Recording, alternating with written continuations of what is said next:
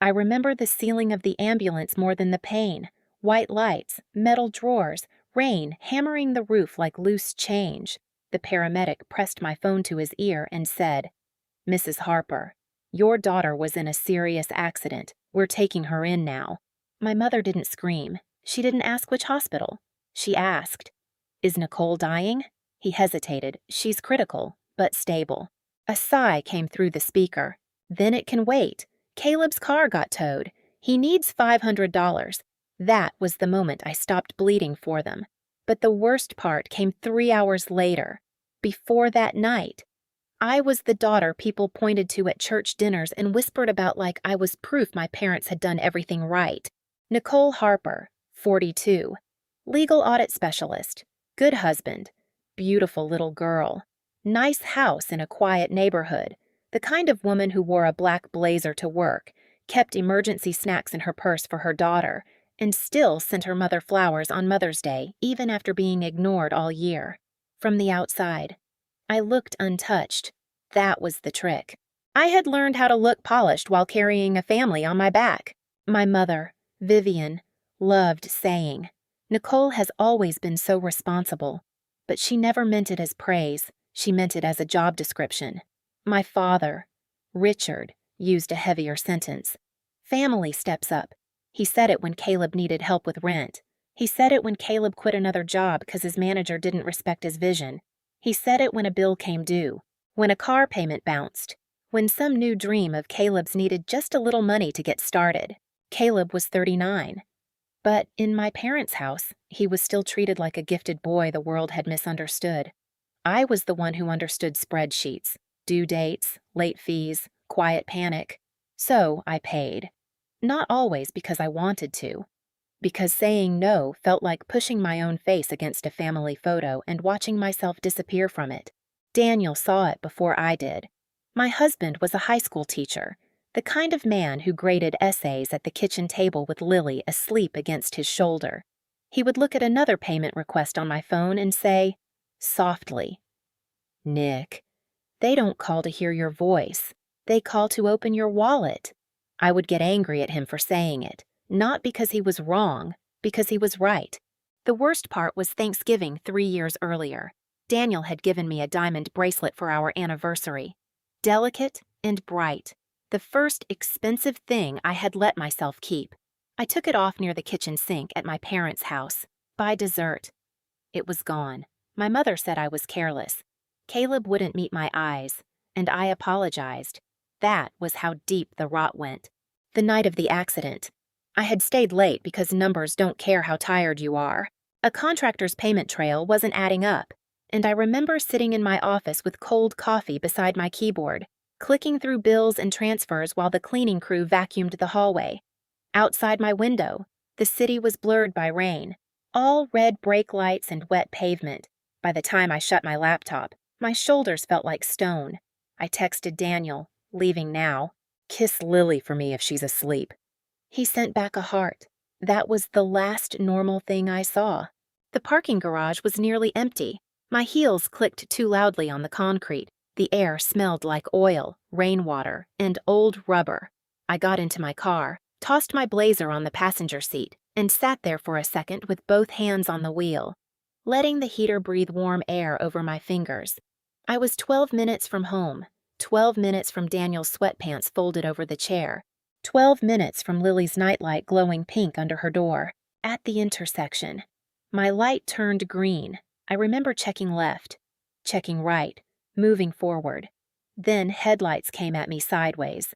Not fast like a movie, fast like a wall.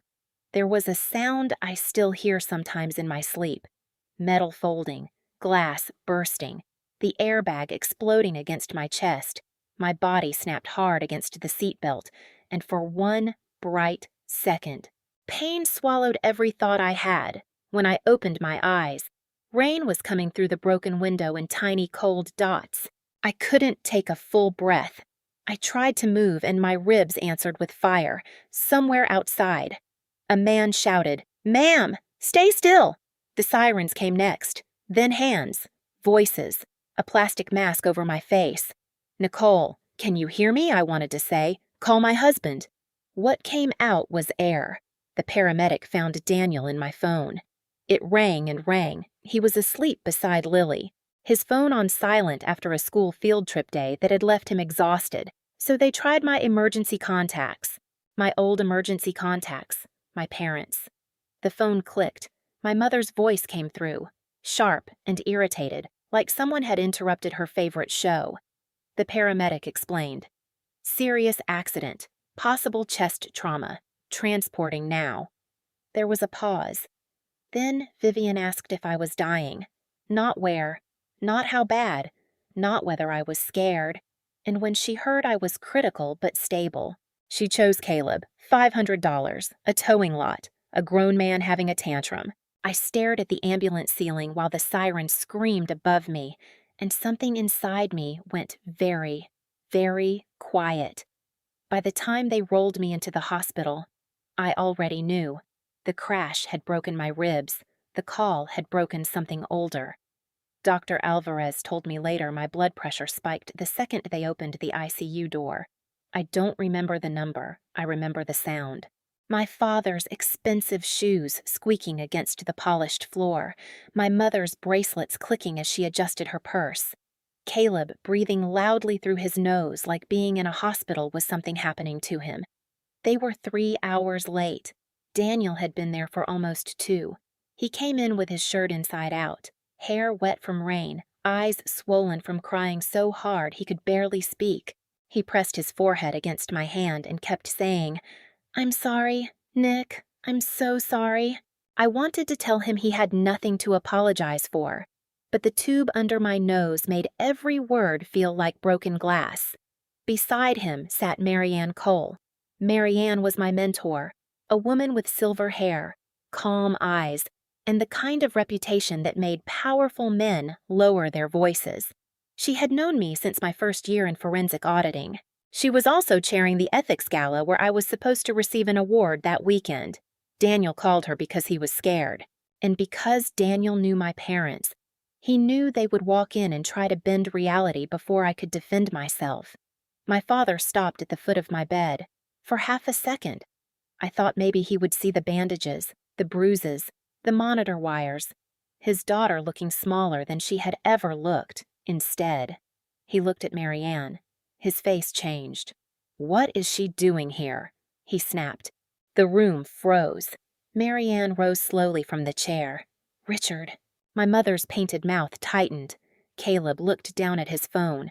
My father pointed at Marianne like she was trespassing. "This is a private family matter." Daniel stood. His voice was low. "Nicole almost died tonight. Richard didn't even look at him. Stay out of this." That was when I understood why he was screaming. Not because I was injured, not because he had been terrified, because Marianne had seen them. The mask had slipped in front of someone who mattered. Vivian stepped closer to my bed and gave me a small, fake smile. "Well," she said. "You look better than the paramedic made it sound," Caleb muttered. The towing place was a nightmare. Then he lifted his hand to scratch his neck, and the sleeve of his jacket slid back. There it was, my diamond bracelet, the one Daniel had given me, the one I had apologized for losing, on my brother's wrist like it had always belonged to him. My heart monitor started beeping faster, and, for the first time, no one in that room could call it drama. I don't know how long Dr. Alvarez stood between my parents and the door. I only remember his voice. "Out. Now." My mother gasped like he had slapped her. My father tried to argue. Caleb tucked his wrist behind his back, suddenly interested in the floor. But Dr. Alvarez didn't move. "You are upsetting a critical patient," he said. "Security will walk you out if I ask again." They left in a storm of perfume, muttering, and wounded pride. The second the door closed, I turned toward Daniel. "My bracelet." I whispered.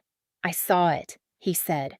Marianne's jaw was tight. I saw all of it. That sentence mattered, because my family's power had always lived in private rooms, a kitchen after Thanksgiving, a hallway after church, a late-night call where my mother cried just long enough to make me transfer money. They could deny anything if no one else heard it. This time, someone had. The next morning, Daniel placed my laptop on the rolling table beside my bed. My hands shook. He had to type my password. I was on pain medication. Every breath pulled at my ribs, but the part of me that had spent years cleaning up Caleb's disasters was awake. We started with the hospital timeline. The emergency call, the time my parents answered, the time they arrived. Dr. Alvarez's notes about my condition, Daniel's arrival time, Marianne's statement about Richard yelling when he saw her beside my bed. Then we opened my bank accounts, payments, bills, transfers. The numbers lined up like little graves. About $1,400 a month for Caleb's business loan, extra money for rent, extra money for car repairs, extra money for emergencies that always seemed to happen right before my parents posted pictures from restaurants. By lunch, Daniel had a folder so thick the clasp barely closed. By dinner, Marianne had called Mr. Bennett. He was a civil attorney with a voice like dry paper and no patience for family guilt. Do not confront them alone. He told me, do not post online. Do not threaten them. Preserve everything. Change your emergency contact. Restrict visitors. Let the records speak. So I did. Daniel became my only medical contact. My parents were removed from visitor access unless I approved it. Every text from Vivian went unanswered and saved. Every voicemail went to Mr. Bennett. Then Angela from work called. Her voice trembled. Nicole, your mother contacted HR. She claimed she had authority over your affairs. She said your medical leave should be canceled because your family depends on your income. I laughed once. It hurt so much I cried. Not from pain, from clarity. They had left me in danger, then tried to send me back to work before I could walk to the bathroom. That night, Mr. Bennett called again.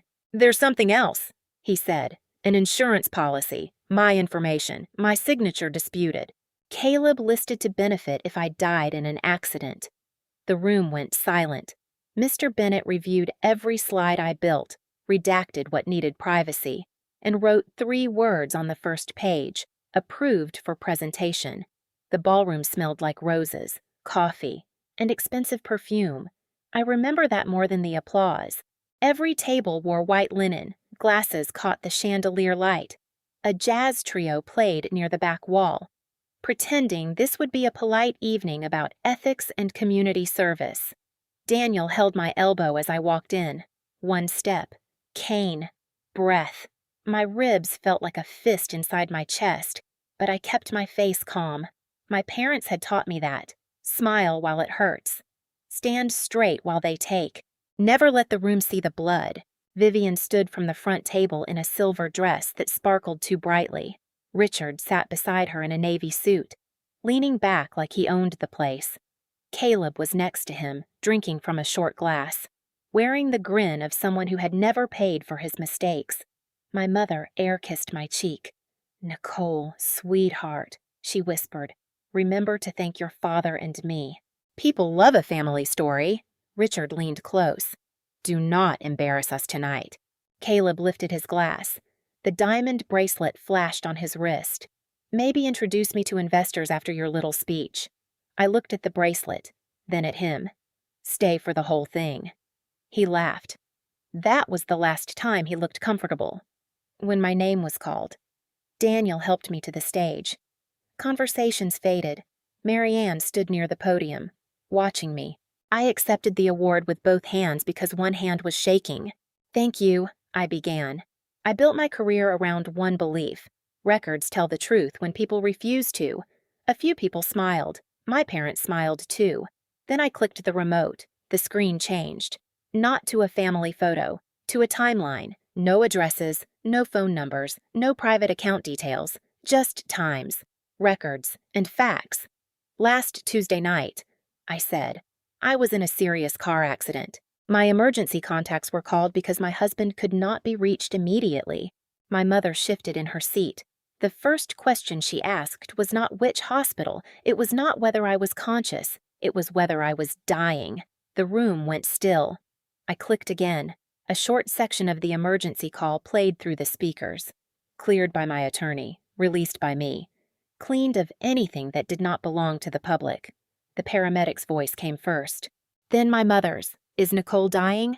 Then the answer, critical, but stable. Then Vivian. Then it can wait.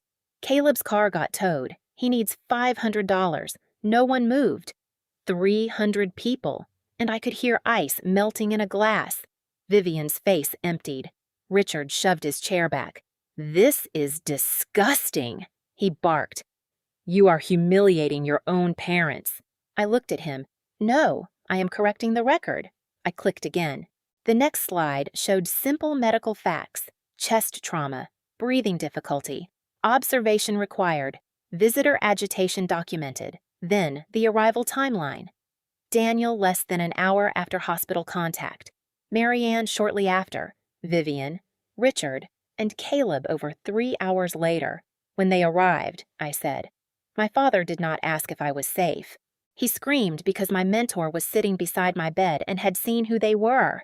My mother started crying, soft, pretty tears, the kind she used at church fundraisers. "She is confused," Vivian said. "She was medicated." I clicked again. Screenshots appeared, public posts, timestamps. Vivian saying she had dropped everything to care for me. Vivian calling Caleb gifted. Vivian implying I was fragile and dependent. Then came the money, not first, not as the wound, as the motive.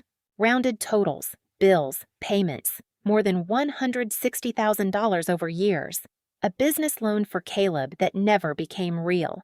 The pattern that explained why my life had become less urgent than his inconvenience. Finally, the disputed insurance policy. The room exhaled. "All future contact," I said, "goes through my attorney. My parents no longer have access to my medical information. They no longer have access to my money. And they no longer have access to my silence." Caleb stood so fast his glass tipped over. You ungrateful security reached him before he reached the aisle. No drama, no violence, just 2 calm men in black suits stopping him while he realized the room was not on his side. Richard grabbed Vivian's arm, but Vivian was not looking at me. She was looking at the phones, at every tiny red recording light in the room. For once, my mother could not edit the story before anyone else heard it. The fallout did not arrive like thunder. It arrived in small, quiet losses. A call from Pastor Helen, her voice thick with shame, telling me my parents had been removed from every community role they had used to look holy. A message from a woman at the gala who said, "I believed your mother. I am sorry." A letter from Mr. Bennett confirming that all contact from Vivian, Richard, or Caleb would go through his office. The house in the suburbs went up for sale 2 months later, not because I took anything from them, because I stopped paying to help them pretend. Caleb lost a job opportunity after the video reached someone who had almost hired him. My mother called that cruelty. I called it a background check finally meeting the truth. Then one afternoon, Mr. Bennett recovered my bracelet. Daniel set the small box on our kitchen table. For a long time, I just stared at it. That bracelet used to mean I was careless, guilty, dramatic, the daughter who lost things and apologized for asking questions. Now it meant something else. It meant stolen things can come home. I did not wear it that day. I placed it beside a new family photo, Daniel, Lily, and me at the beach, our hair blown wild by the wind, all of us laughing. Lily touched the frame and asked, "Are they coming back?" I pulled her close. "No. Baby, not into our home." That night, my phone stayed silent. No emergency, no demand. No guilt wrapped in the word family. Just Daniel washing dishes, Lily humming upstairs, and rain tapping softly against the window. For the first time, silence did not feel like punishment. It felt like safety.